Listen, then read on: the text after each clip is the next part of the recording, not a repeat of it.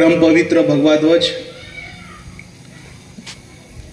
व्यासपीठावरील माननीय संघचालक, माननीय कार्यवाह, माननीय प्रमुख पाहुणे,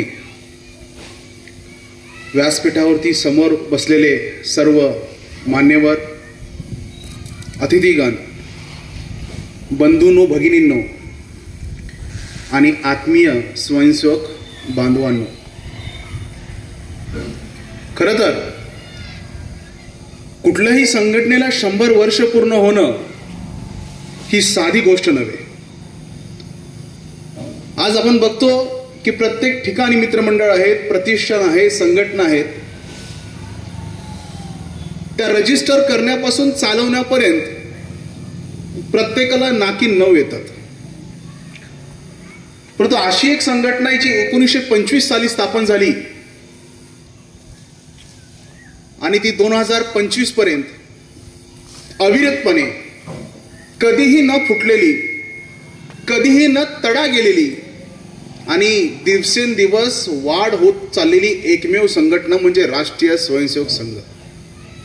आज संघाच्या 83,000 शाखा, दैनंदिन शाखा, 30,000 साप्ताहिक मिलनं जी चालू आहेत, ती सर्व स्वयंसेवक यांच्या जिद्दीमुळे आणि पुढाकारामुळे. परंतु आश्चर्याची बाब म्हणजे नक्की या राष्ट्रीय स्वयंसेवक संघाची गरज का भासली हो? आपल्याला माहिती आहे की मुघलांनी अनेक वर्ष आपल्यावरती आक्रमण केलं. त्यावेळी असलेले वीर असतील, अगदी पृथ्वीराज चव्हाण असतील, अगदी शकांच्या कालखंडात शालिवान असतील, प्रत्येक वेळा आपल्या वीर पुरुषांनी आक्रांतांचा पराभव केलेला आहे. प्रत्येक वेळा मात दिलेली आहे. अगदी छत्रपतींच्या काळापर्यंत महाराणा प्रताप असतील, छत्रपती शिवाजी महाराज असतील, त्यांनी या मुघलांना आक्रमण करण्यात धूर सारण्याचं काम केलेलं आहे. नंतर ब्रिटिशर्स आले, त्यांनी 150 वर्ष राज्य केलं.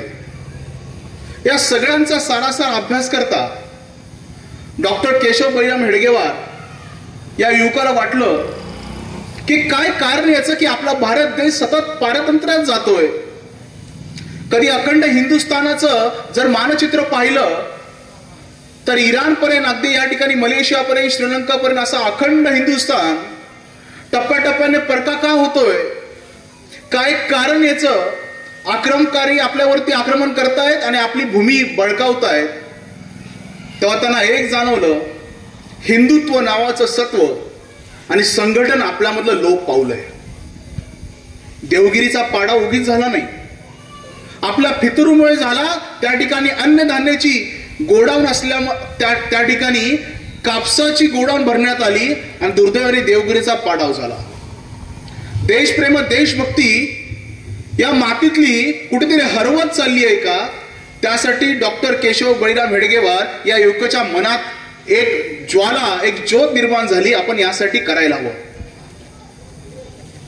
काँग्रेस जन आक्षेप घेतात बऱ्याच वेळा, पण संघाचे संस्थापक माननीय डॉक्टर केशव बळीराम हेडगेवार प्रथमतः काँग्रेसचे कार्यकर्ते होते. नुसते कार्यकर्ते नाही, सक्रिय कार्यकर्ते होते. बऱ्याच वेळा संघावरती आक्षेप घेतला जातो की संघ स्वातंत्र्य लढ्यात कुठे होता.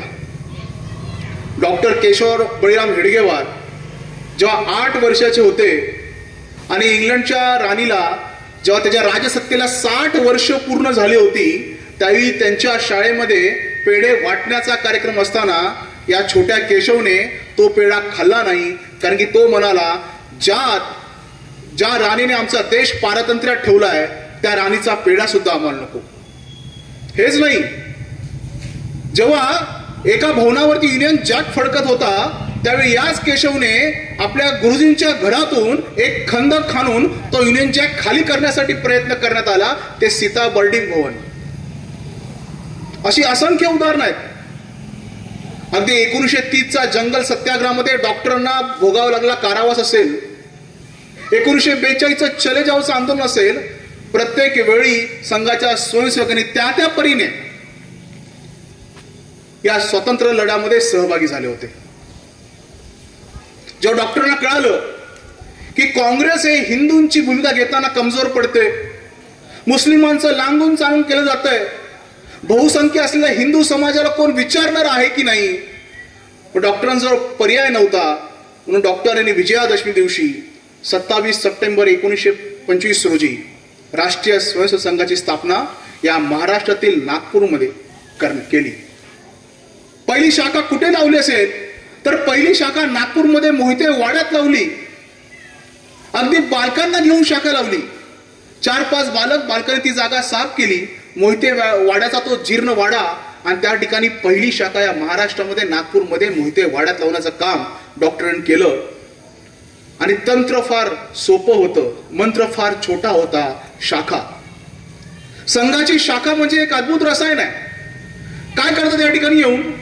एकत्र खेळ खेळले जातात. आता जसे सुविचार सांगितले जातात तसं सुविचार सांगितले जातात, सुभाषितं म्हणली जातात, काही गीतं म्हणली जातात आणि पारंपरिक जे खेळ आहे त्या ठिकाणी खेळले जातात.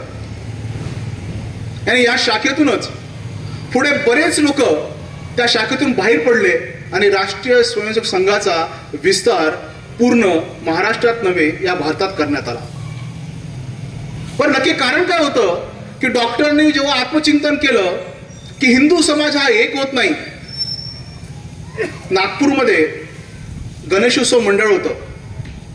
त्या गणेशोत्सव मंडळामध्ये मिरवणुकीला तिथल्या तथाकथित सेक्युलर काही लोकांनी विरोध केला की आम्ही या ठिकाणी गणेश मंडळाची मिरवणूक होणार नाही, होऊन देणार नाही. मग डॉक्टरने विचारलं की का होऊन देणार नाही आणि आपण का करत नाहीये? तो प्रत्येक जण म्हणायचा, डॉक्टर मी काय करू? त्या ठिकाणी मी शब्द आला, आम्ही नव्हता. तेव्हा डॉक्टरांना कळालं आम्ही शब्द यायचा असेल तर या ठिकाणी एका संघटनेची गरज आहे. 1925 साली संघ स्थापन झाला. संघाचा छोटं रोपट होत. संघ एका वाड्यात स्थापन झाला, परंतु त्यासाठी अविरत परिश्रम करत संघ स्वयंसेवकांनी तो संघ वाढवला. संघावरती 3 वेळा बंदी आणण्यात आली. संघाचे द्वितीय सरसंघचालक डॉक्टर माधव सदाशिव गोळकर असतील, उपाख्य श्री गुरुजी, हे जेव्हा संघचालक होते, सरसंघचालक होते, त्यावेळी संघावरती बंदी आणण्यात आली. आणि विशेष म्हणजे गांधी हत्येचं पातक संघावरती मानण्यात आलं. पण वस्तुस्थिती अशी होती, सरदार वल्लभभाई पटेल यांनी सुद्धा सांगितलं होतं आणि न्यायालयाने निवाडा दिला की गांधी हत्यामध्ये संघाची कुठलीही भूमिका नव्हती. परंतु संघाला कायम बदनाम करण्याचं षडयंत्र, संघाला कायम दाबण्याचं षडयंत्र काही शक्ती आणि काही ताकदी करत होत्या. असं असतानाही जेव्हा द्वितीय सरसंघचालक श्री गुरुजी जेव्हा जेलमधून सुटून येतात तेव्हा ते आपल्या सर्व स्वयंसेवकांना उद्देशून म्हणतात की आता आपल्याला कामाला लागलं पाहिजे. कुठली द्वेषाची भावना नाही, कारण की संघाच्या प्रार्थनेच म्हटलंय परम वैभव नेतू मेतच स्वराष्ट्र. संघाचं मुख्य उद्दिष्ट काय? चारित्र्य निर्माण, चारित्र्य संपन्न असलेली पिढी घडवणं आणि त्यातून राष्ट्र घडवणं. त्यामुळे संघाचा विस्तार हा मर्यादित राहिला नाही.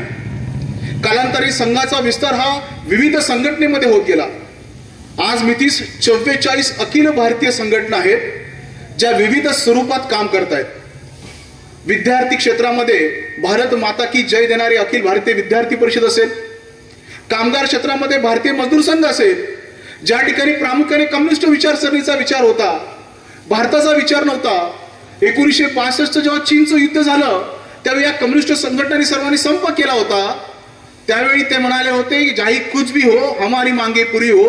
त्या ठिकाणी भारतीय मजदूर संघ सारखी संघाची संघटना उभी राहिली आणि त्याने सांगितलं देश प्रथम.